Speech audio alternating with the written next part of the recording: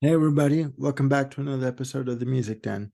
I'm your host Armando Venditti, and in this installment of Misguided or Misunderstood, I'm going to be talking about an album from a band that some people think it's brilliant, some people think it was a disaster, some people think it was the beginning of the end of this band.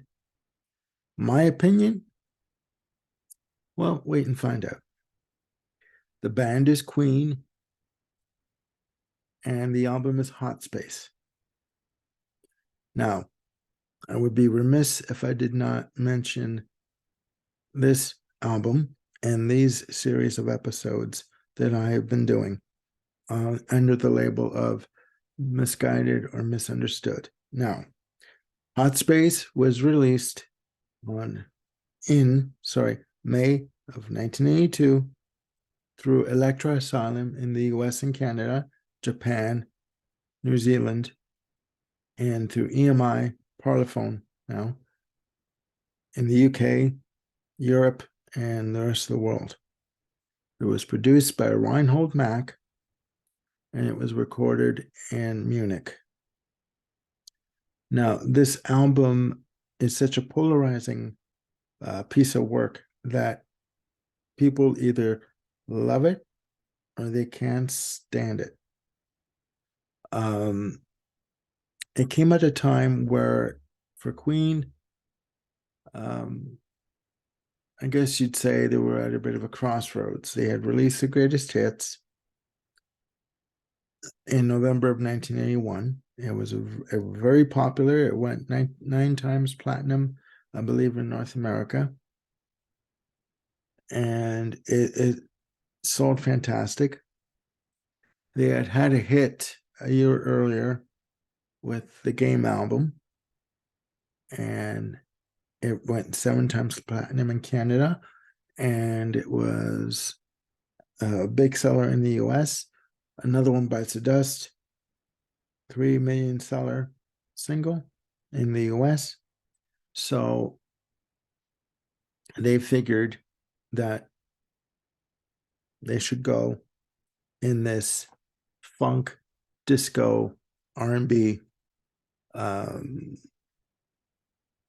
I guess, avenue of music. And Roger Taylor has gone on record many times as saying that it was not his idea to do this. The album, the idea for the musical style change came from Freddie Mercury, and some people say also John Deacon, because he was more into the funk, the R&B type of music, Tamla Motown, that kind of stuff. Um, Freddie Mercury at the time was hanging around a lot of gay bars in Munich and in New York, and he felt that this was a genre of music that they could tap into to gain more fans and maintain their popularity. Unfortunately, it did not work. Um, Even though the album maxed at number 22 in the US charts, people bought the album on the sole strength that it was a Queen album. And they toured with this album. They played Maple Leaf Gardens in Toronto August 3rd and 4th of 1982. I was too young to go to the show. I was only 11 years old at the time.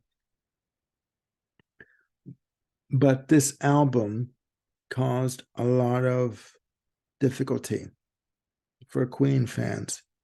It um, alienated a lot of people. It pissed off a lot of people. It was not what people wanted to hear from Queen, even though in the past they had done varying degrees of rock. Uh, they got into vaudeville, they got into dance hall, they got into ragtime jazz, they got into folk. They they even ventured into doing a track like Mustafa with Arabic um, lyrics on the verses. So they ventured off into various different avenues and did different things, but they always maintained their roots in being a hard rock band, and they did so beautifully. You know, they were a band that wanted to use play hard rock, but wanted to have harmony vocals on top of that music and blend it together very well, beautifully, which they did. This album, Hot Space, um, just abandoned all that they have done before and just went off into another area that was so foreign to their fan base, so left field of what they were doing, that people literally looked at this album and thought, Christ, what in the hell are they doing? I, as a fan, I got into Queen by listening to the original greatest hits from 1981. And I fell for Queen hook, line, and sinker, head over heels, whatever phrase you want to use, I fell for them, no question.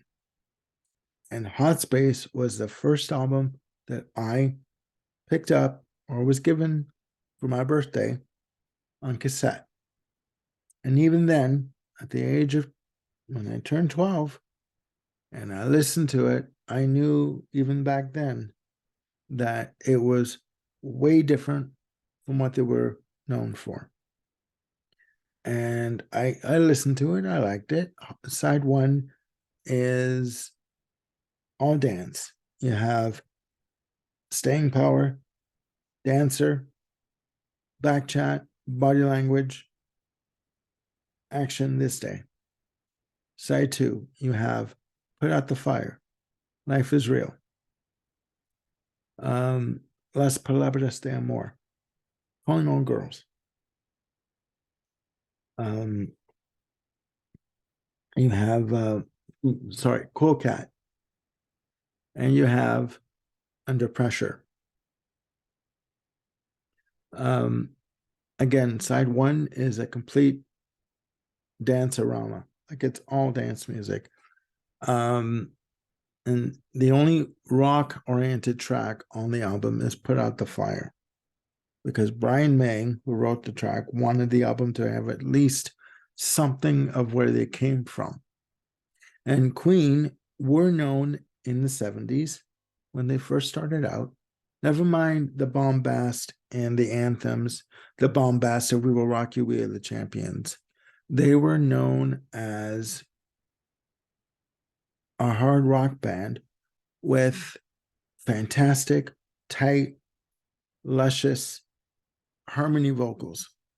And nobody could touch them. They were an entity all unto themselves. Nobody could touch whatever they were going to do. They were going to do perfectly, and they were a unique beast among what was in the rock world during the 70s. Because people would say, there are these bands here, Fleetwood Mac, Eagles, Pink Floyd, uh, Genesis, yes, and then there was Queen. So they were always a band that was unique. And then came Hot Space.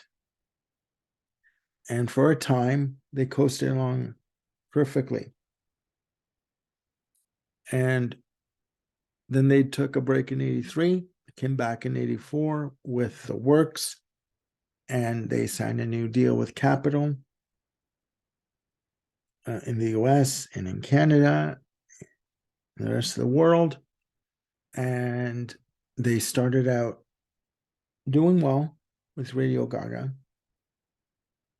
Then the promotion for the album tanked. And people say it's because they released the second single, I Want to Break Free, and they did the video with them in drag, and people, and doing a parody, a send-off, sorry, of Coronation Street. Coronation Street, for those of you who don't know, is a UK soap opera that's been on, oh my God, I believe since 1960. Do not quote me on that. I'm not sure. But it is the longest running soap opera, or one of the longest running soap operas around. And it is popular in Canada. It's to this day. And people say that that the video for I Want to Break Free was the beginning of the end. I disagree. Although the video for I Want to Break Free was banned in America on MTV, especially in the Midwest. In Canada, it was played all the time on the music channels. The video was not banned in Canada. It was played quite regularly. Do I think that video was the beginning of the end? No, I honestly believe that for North America, Hot Space was the beginning of the end for Queen, because there is a catalog of hits that they released in the 80s that never were hits in North America.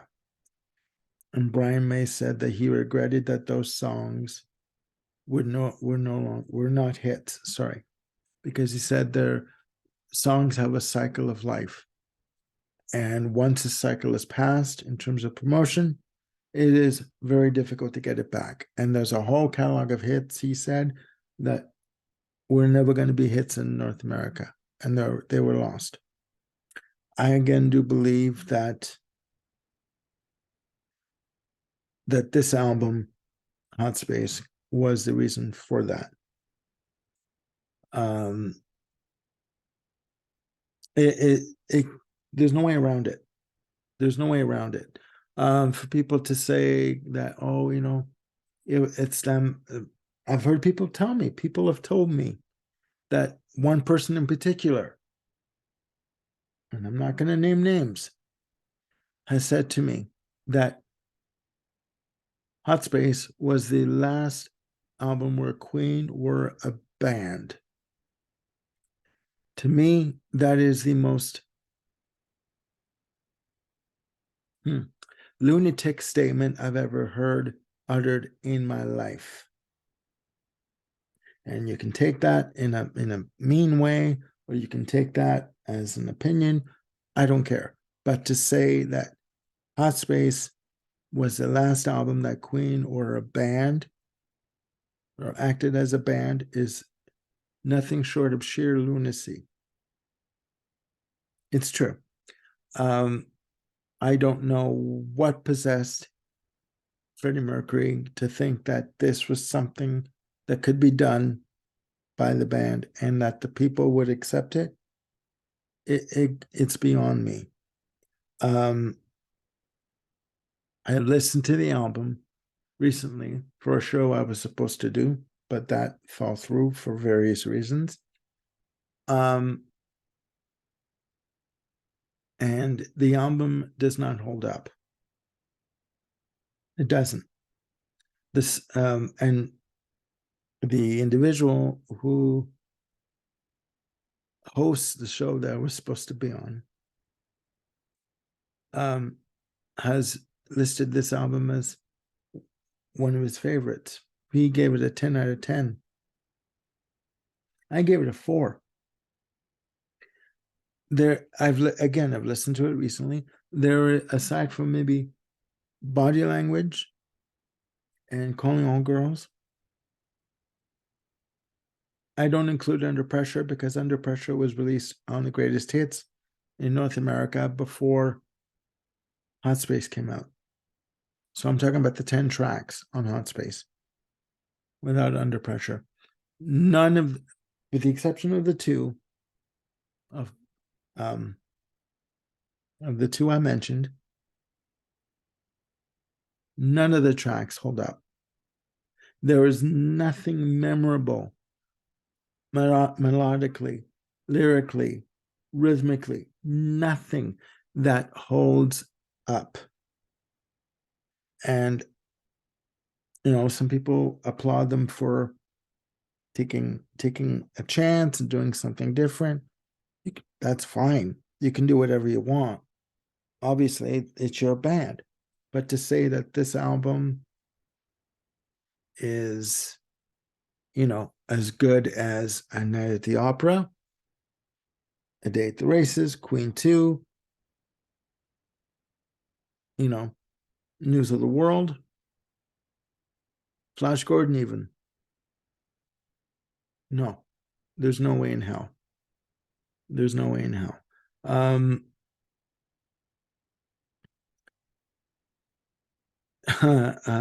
It's very difficult for myself as a fan to how can I put this, to support an album from a group when the members of the band themselves, while promoting the album,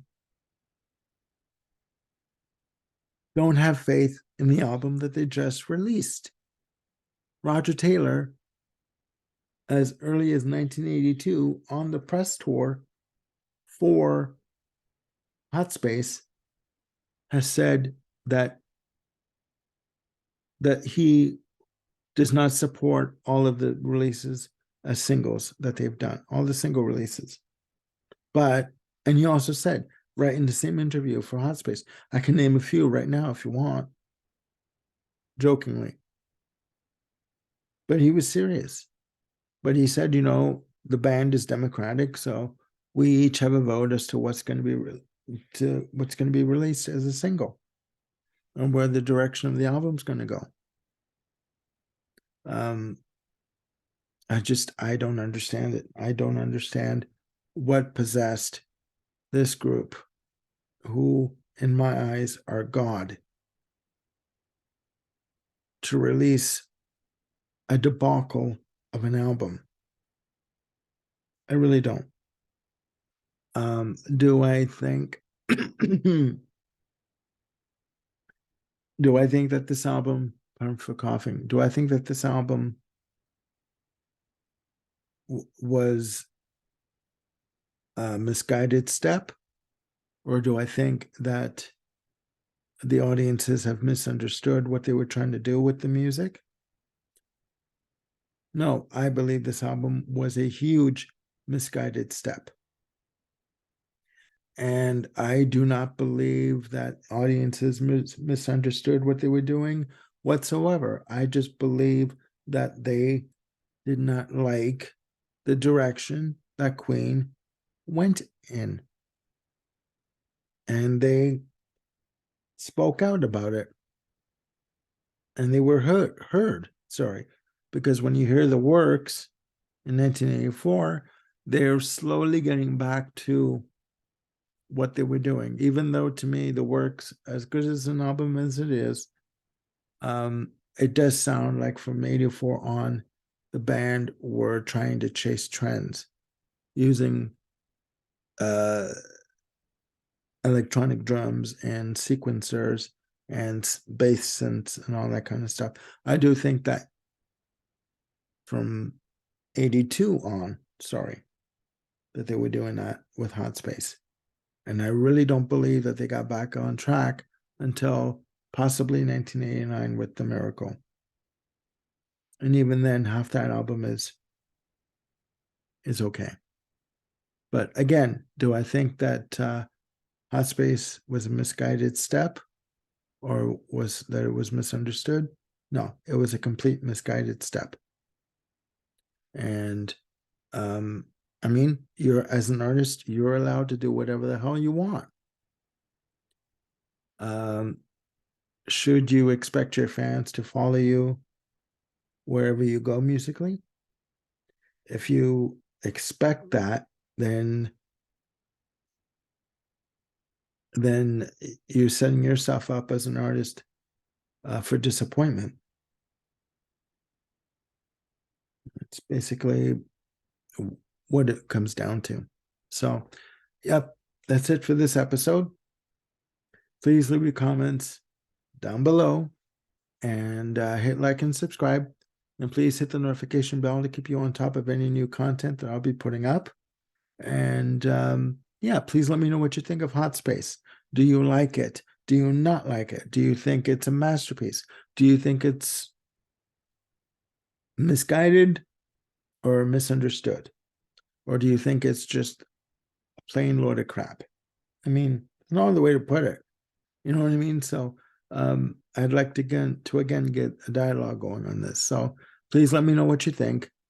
And I will be back with another episode very soon under this topic.